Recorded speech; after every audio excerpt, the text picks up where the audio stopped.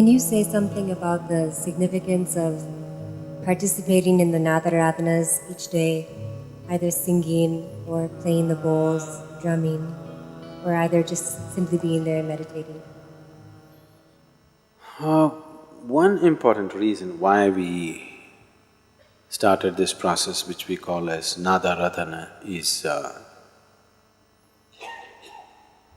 because the energy of Dhyanalinga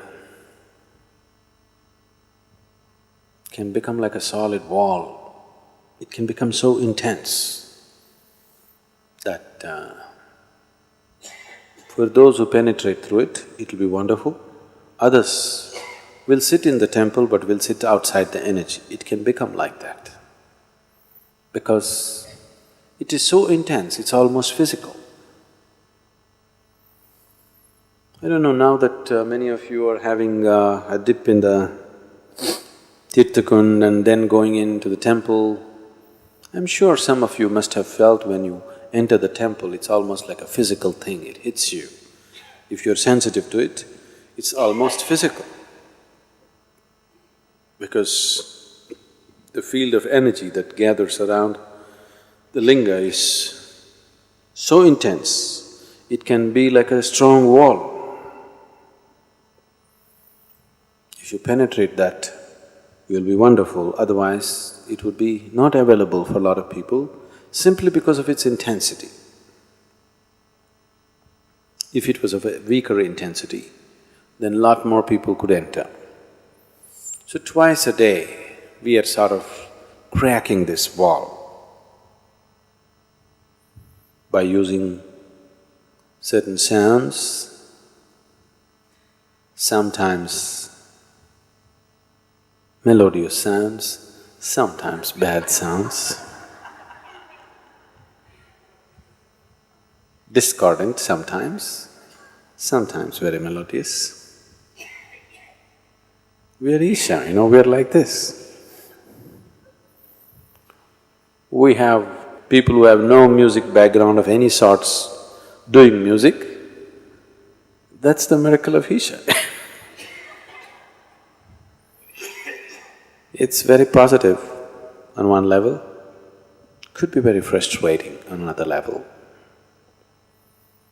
But it's good, it at least disillusions you. And it works. So the sounds that I'm making, melody is only relevant to the people. The melody of the music that they produce is only socially relevant for the people who are sitting there.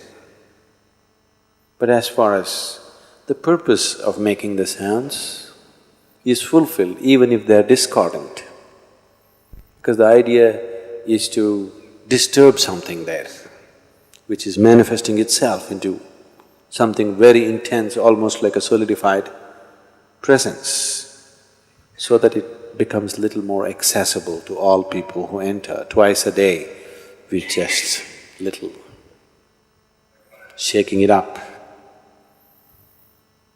You could just do it with a few shouts and you can take kitchen utensils, make noises and do that too, if you do it intensely enough. But we want to use that as an offering also, so that it becomes an offering. Because in a state of offering, a human being is most receptive. Why always? In the Indian way of life, doesn't matter how poor you are, your children have not eaten for 10 days, but if you go to the temple, you must offer something. Not because God wants to eat your banana or coconut. If you don't have bananas or coconuts or whatever, you must at least offer a leaf. The idea is that you go with an intention of offering. You go as an offering. When you go as an offering, you're most receptive to what is available there. So the times of Nadaradhana, because they are a time of an offering, definitely it's the most receptive time for people. For those of you who are unable to experience Dhyanalinga for what it is, if you're struggling with it, the best time for you to be there is definitely Nadaradhana time.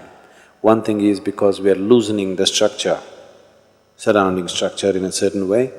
Another is, it's a time of offering, and that is the most receptive state to be in.